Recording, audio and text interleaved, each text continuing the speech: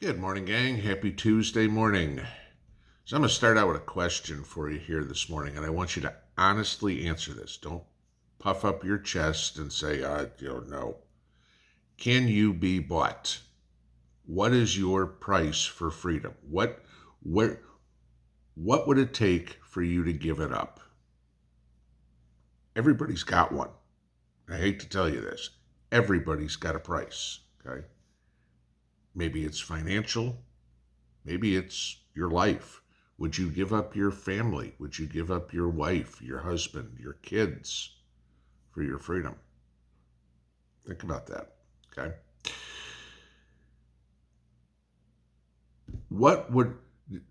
In the situation that we are in right now, what are you willing to do to not be dependent on anybody?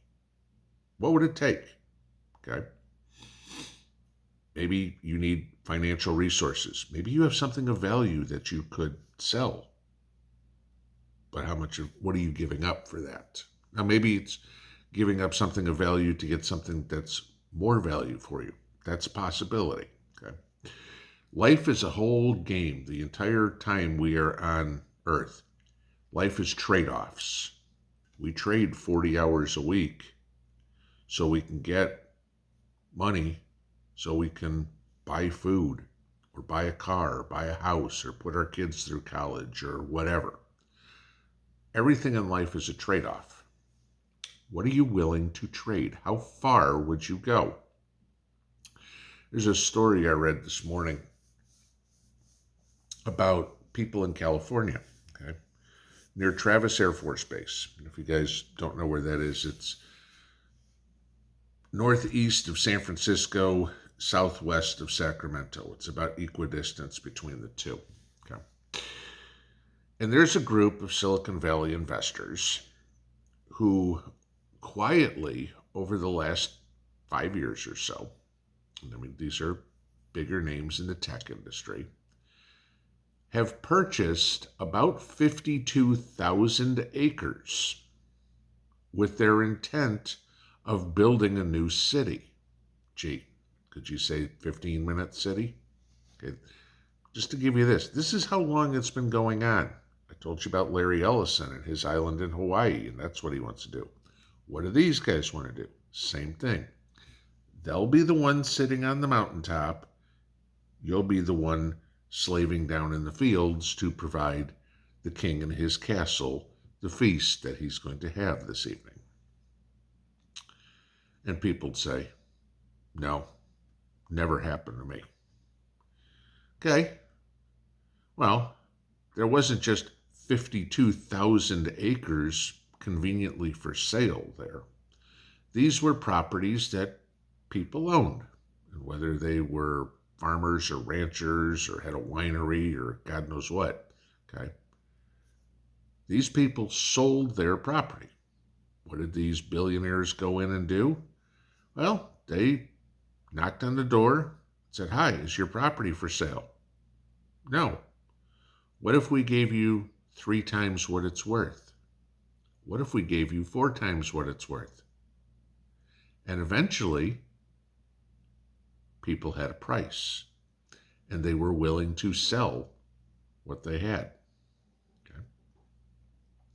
Now, whether they took that money and moved to Texas or moved to Arizona or Tennessee or Florida or somewhere else and said, hey, you know what, I'm going to start life over.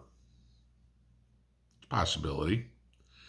However, there's one thing you don't get back when they hand you that cashier's check and say, here are the proceeds from selling whatever you sold. You don't get back all the time that you put into building whatever you have, okay? I mean, if somebody came to me right now and said, hey, we want to offer $1 million for your house, okay, which is probably 2.5, 3 times what it's worth, I'd think about it and I'd turn it down. Why? Because the 4+ years that we've been here so far, that I've busted my ass reclaiming this property from the wild, and putting in all the necessities that I have in here, whether it's gardens or a smokehouse or whatever it is, to make this my own fortress, I guess, if you will. I mean, not that it's got a moat and walls or anything like that, but where it's got what I need to make it through the next stage. I don't get those 4 years back.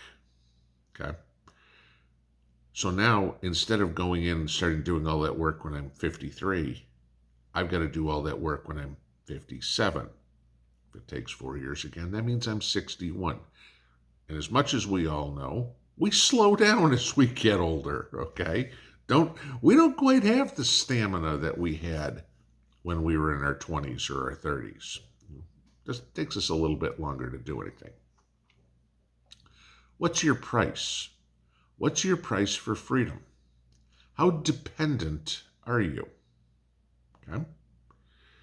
We're all dependent on something still. I mean, unless you are Grizzly Adams and living completely off the grid, which none of you are, because obviously you are watching this video. Okay? Obviously I am not either, because I'm creating this video. Okay? None of us are completely off the grid.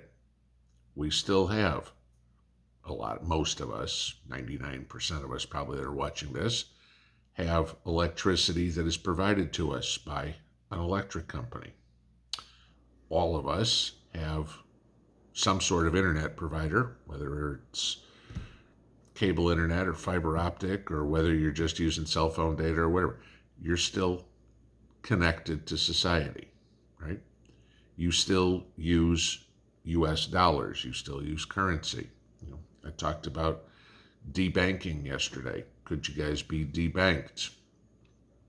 And one of the comments I got was kind of funny. It's like, it really doesn't matter to me. I've only got 3 bills. I just write a check. If they debank me, I just pay my bill to this, this, and this. Like, there's a slight problem there. What do you think the check is written on? It's a bank account. Okay. I mean, that's it. Do you still use a car? Yeah. If you still use gasoline, you are dependent on somebody else. Getting independent is extremely difficult. Okay, I'd venture to guess that it's less than 1/1000% of the people that live in the United States that are completely independent. And somebody may say, "Oh, the Amish." Okay, the Amish still use U.S. currency, right? Okay, you're not paying in Amish bucks. Everybody is still interconnected. Getting completely independent, disappearing, is very difficult. None of us are going to do it, okay? Or let's not say none. The extremely minuscule minority might do it. When you just disappear, when you're no longer on the driver's license register, when you don't have an address, when you don't vote, okay, when there is no power, whatever. Okay. How to get there? We all strive to get close. Again, prepping is a journey. It's not a destination. You're never going to say, I promise you, there's never going to be a day for anybody where they go, I'm done. Got everything I need. I'm perfectly done. Never gonna happen. Okay? Prepping isn't all about buying the new shiny thing. It's not about stuff that you got in your house, in your pantry. It's not about skills or anything. Those are all bits and pieces. They're building blocks to being a prepper. And the ultimate goal for a prepper is to be as independent as possible. Okay? How do you get there? Well, you need all those building blocks. You need the skills. You need the goods. You need the food. You need the equipment, et cetera, et cetera. You need all those things. But what you are striving for is to have it all here, okay? to have the mentality, to have the mindset that if and when you can't be dependent on anybody else, there is no more bank, there is no more store, there is no more electric company, there is no more gas station, there is no more internet. And you can still live somewhat of a sustainable life. Okay, I want to use the term comfortable, but what we understand as comfortable now is nothing compared to what is potentially in your future. Okay. You know, take away the gas station, the internet, the electric company, et cetera, et cetera, et cetera, the bank, the store, everything like that. Tell me how comfortable you are. You've just wound up in a world that there's a whole hell of a lot of work. And that's where we're heading. Okay? And that's the goal, where you can get yourself to the point where, okay, if this happens, this is how ready I am, and I understand it's going to take a shitload of work to continue. Being independent is being completely independent, let's put it that way, is kind of a pipe dream, all right? We all need something. Human beings are social creatures. We need other people. You know, there are very, very few people who can completely be a hermit, live in a cave, and do nothing. Oh, gee, well, you know what? I'll light a fire and I'll hunt squirrels and I'll do that. Great. How are you going to light the fire? Do you know how to do it with the sun? Do you know how to do it by, a bow or whatever, starting a fire? You know, somebody say, well, I got a ferro rod or something like that. Somebody made that. Okay? This is what I'm saying. Can you completely live off the land? Most of us, a large percentage of us, no. If you lost everything you have, could you survive? Probably not long. If it was just you and the woods, could you make it? Probably not long. Okay. There are people that can, don't get me wrong. Ultra survivalists and stuff like that, yeah, they could. Most of us aren't there, okay? Most of us are never going to be there. So what do you do?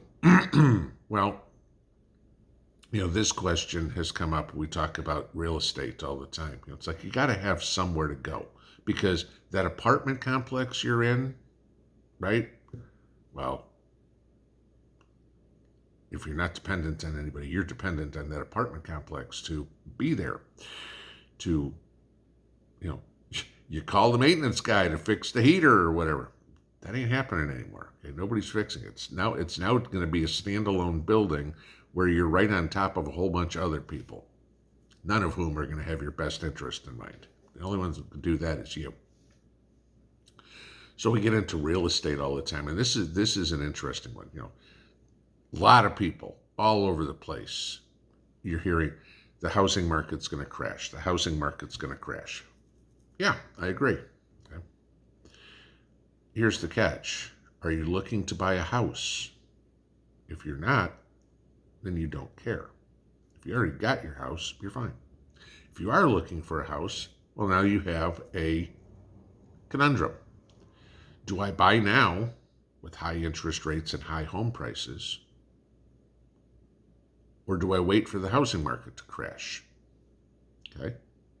Well, you wait for the housing market to crash. What if it doesn't? What if the prices just keep going up from here? I mean, that's the big gamble you're going to take. It's kind of like I told Mrs. P. I always laugh with mortgage companies. We need to see 2 years of past tax returns and 3 months of past pay stubs and everything. Great. As read any prospectus for any mutual fund or anything like that. Past performance is no guarantee of future results. I could buy a house, close on it on Thursday, showed them all my tax returns, showed them all my pay stubs, and on Friday I walk into the office and I'm fired or I'm laid off. Just because I had it for the last 2 years or the last 3 months or whatever doesn't mean I have it tomorrow. Right? It's risks we take. Now, going back to what I was saying at the beginning about these guys buying up land. They've been buying up land for 5 years. They haven't built anything, but they've been acquiring the land. That's the one thing that there isn't going to be more of. I mean, unless they keep pouring garbage into the Atlantic or whatever and try to build another New York City on the garbage dump, there ain't going to be more land. Yes, I know China's built man-made islands and stuff like that. That ain't going to put a whole lot of people. Okay. I mean, I made a mistake a few years ago. There were 3 properties, 3 one-acre properties next to me. And I bought one of them. And I kick myself in the ass every day for not buying the other 2. Why? Because if I don't want people near me, the only way to protect it is if I own the property. If somebody else owns it, somebody else can do something with it. Where are you going to go to get as close as you can to independent as possible? As long as you are living in somebody else's building, their apartment, you're renting a house, whatever it would be, you're dependent on them. The world goes to shit, they knock on the door, go, you're out. I got a lease. There's no courts. Try to fight me. Get out, okay? My daughter needs to move in. I need my kids close to me, my parents, my uncle, whatever it would be. Somebody from my mag is taking over this apartment, and you're gone, okay? Unless you have something. And I know people will say, well, if you own it, who's to say somebody can't take it away from you? That's true too, okay? But at least you have somewhere to go. I talked the other day about doing something, and of course the comments, most of them were agreeable. There were some people that were still playing Billy Badass and says, no, we need to take up arms and everything. Good for you. Okay. Just, you want to take it to the next step. Tell me how all those people from January 6, 2021, 2.5 years ago, how they're doing. They didn't have arms. They went to peacefully protest. They've been in jail for 2.5 years in these little cells that are like 4 feet by 8 feet. Okay, if you've seen pictures of how these guys are being held. That's your future. Okay. And that wasn't a violent uprising. That was somebody going to exercise their constitutional right. I mean, there were some people that never set foot inside the Capitol building that are in jail. Okay. Yeah. How are you going to be independent? These guys are buying property. That's probably a good idea for a lot of people. If you've already got it, more power to you. If you have the ability, get more. Get more now. Don't have to do anything with it yet, but at least you have it. Because again, none of us know for sure what tomorrow brings. The world may completely implode tomorrow, and we may be living back in the 1800s, where nothing could happen. And life will go on as screwed up as it is. Life will continue to go on. And a year from now, 2 years from now, 3 years from now, we'll still be having this conversation.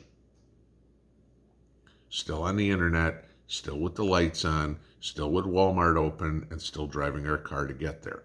That could happen too. Take a look at that. If you have the ability to get some land, this is what the people that are fighting against us are doing. Lahaina, how many stories have you heard? How many videos have people talked about? That the idea is for them to go in and burn out all those residents so they can go buy the land on the cheap. If they can do it, why aren't you? Pinball out.